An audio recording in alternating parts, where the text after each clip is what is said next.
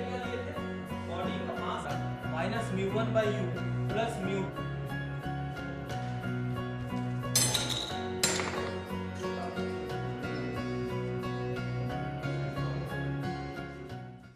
21 साल पहले जिस उद्देश्य के साथ झारखंड राज्य की स्थापना की गई थी वो आज भी अधूरा है।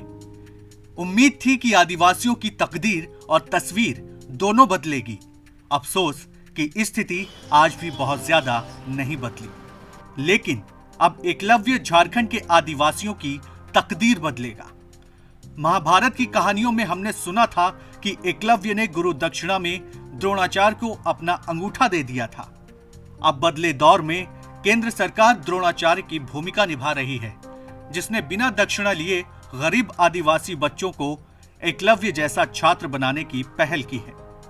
देश की वित्त मंत्री निर्मला सीतारमण के बही खाते से झारखंड को क्या कुछ मिला, इस पर पक्ष और विपक्ष की अलग अलग प्रतिक्रियाएं हैं। एक पक्ष का कहना है कि झारखंड को केंद्र सरकार ने बहुत कुछ दिया, जबकि हेमंत सोरेन सरकार का कहना है कि झारखंड के साथ छलावा हुआ है और इस बजट में कुछ नहीं है। लेकिन जहां तक शिक्षा की बात है तो हम ये दावे के साथ कह सकते हैं कि झारखंड इकलौता राज्य है जिसे 69 एकलव्य विद्यालय मिले हैं और इन विद्यालयों के धरातल पर आने से आदिवासी बहुल इस राज्य के आदिवासी जो बच्चे हैं उनकी जिंदगी जरूर संवर जाएगी। एकलव्य आवासीय विद्यालयों में किस तरह बच्चों की तकदीर बदली जा रही है, इसे जानने के लिए हम रांची से 65 किलोमीटर दूर तमाड़ के सलगाडीह पहुंचे। यहाँ देखा कि आदिवासी बच्चों को हाईटेक तकनीक के साथ पढ़ाया जाता है। कोरोना काल में भी बच्चों को वीडियो कॉल के जरिए पढ़ाया जा रहा था। 6वीं से 8वीं तक के बच्चों को अभी ऑनलाइन पढ़ाया जा रहा है। सर, पैंडेमिक स्टार्ट होने के बाद से ही हम लोग ये स्टार्ट किए हैं, अप्रैल से। ये कौन कौन क्लास के बच्चों को मिलता है? 6 to 12। जो बच्चे घर पे हैं उनको? यस सर, जो घर पे हैं वो लोग को ये सारी फैसिलिटीज मिलती हैं। सर, मैं तो डे स्कॉलर टीचर हूँ, आती जाती हूँ बाहर से। सर, यहाँ 1.5 ईयर हो गया मेरा। यहाँ 12वीं में पढ़ने वाले चांडिल के दिलीप बेसरा की बातें सुनकर ऐसा लगा कि झारखंड को अब आगे बढ़ने से कोई नहीं रोक सकता। दिलीप एक गरीब परिवार से आते हैं। घर पर खाने को भी लाले थे, लेकिन एकलव्य आवासीय विद्यालय इनके जीवन में टर्निंग पॉइंट बनकर सामने आया। धालभूमगढ़ के सिकंदर की भी कहानी कुछ ऐसी ही है। ये हमारे सलगाड़ी तमाड़ रांची में पढ़ता हूँ। मैं 12वीं साइंस का छात्र हूँ।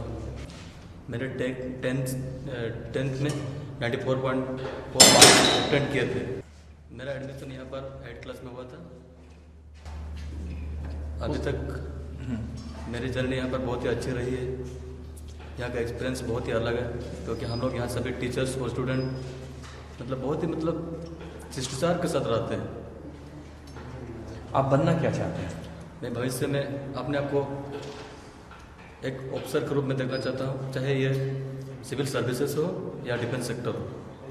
मेरी फैमिली बैकग्राउंड उतना अच्छा नहीं है, इसी कारण मैं इस आवासीय विद्यालय में पढ़ने आया हूँ और मैं अपना सपना को साकार करना चाहता हूँ यहाँ पर पढ़कर। 6वीं क्लास में मैं यहाँ एडमिशन लिया।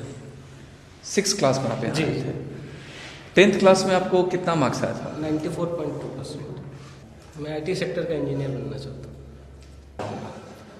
बेशक हम जैसे बच्चों को भी फ़ायदा हुआ, क्योंकि अगर मैं यहाँ एडमिशन नहीं लेता तो शायद आज यहाँ पे मैं 12th की पढ़ाई नहीं कर रहा होता, क्योंकि स्कूल से काफ़ी दूर में हाई स्कूल और वैसे कोई साधन आने जाने के भी नहीं है, तो शायद पढ़ाई रुक जाती 10th के बाद।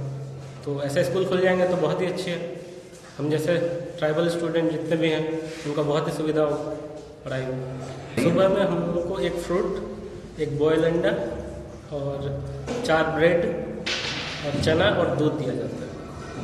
दोपहर में खाना, सब्जी, अचार या फिर पापड़ और दाल। रात में? शाम को नाश्ते में हम लोग को चूड़ा और बादाम दिया जाता है और रात में खाना, दाल और सब्जियाँ।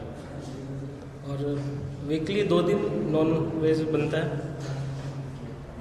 जी। अभी बहुत सारे कुछ खुल चुके हैं लड़कियों के, तो मुझे देख के बहुत सारे गार्जियन अपने बच्चों को दाखिला दिलवा दिए हैं, तो बहुत अच्छा लगता है कि कोई देख के आगे बढ़ रहा है। स्कूल के प्रिंसिपल कार्विन वॉटर्स ने झारखंड में 69 एकलव्य स्कूल खोले जाने के लिए सरकार को धन्यवाद दिया है।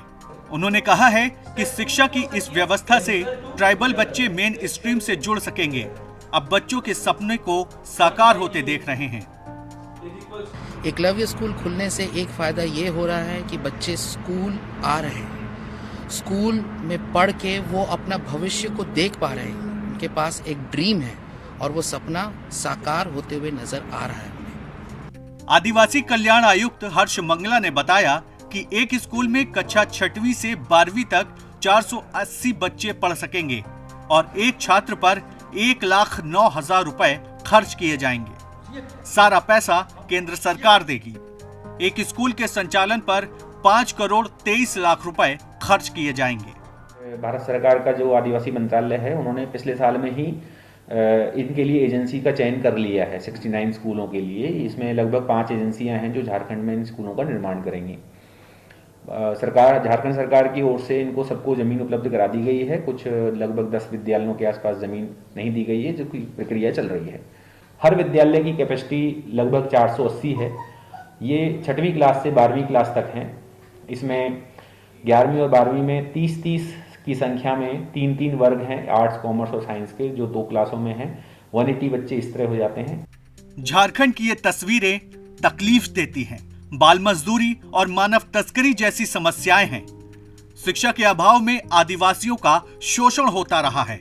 लेकिन जब ये 92 विद्यालय शुरू होंगे और आदिवासी बच्चों को अच्छी शिक्षा मिलेगी, तो उम्मीद है कि जंगलों में रास्ता ढूंढने वाले अपनी मंजिल खोज ही लेंगे। राजेश सिंह, ETV भारत, रांची।